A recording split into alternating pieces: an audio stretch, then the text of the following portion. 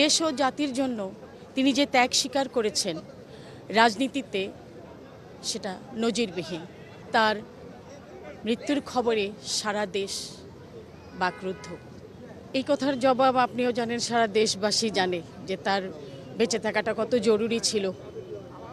কিন্তু তিনি যে আদর্শ রেখে গেছেন, যে আস্থা রেখে গেছেন, সেটাই একটি দেশ ও জাতির জন্য অনেক বড় শক্তি। একটা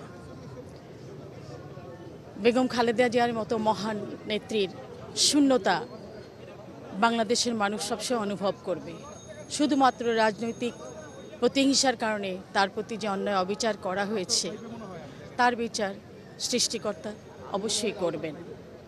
দেশ ও জাতির জন্য তিনি যে ত্যাগ স্বীকার করেছেন রাজনীতিতে, সেটা নজিরবিহীন।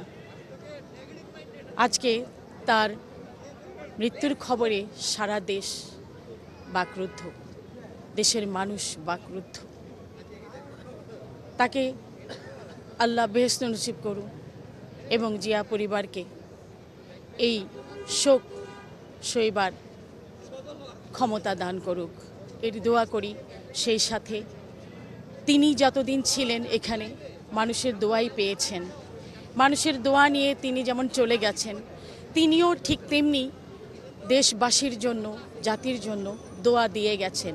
এই দোয়াই হবে আগামী গণতান্ত্রিক বাংলাদেশ বিনির্মাণের শক্তি, আমি বিশ্বাস করি। এবং দেশবাসীর কাছে আমার সেই দোয়া কামনা করছি এবং সাথে থাকার অনুরোধ করছি।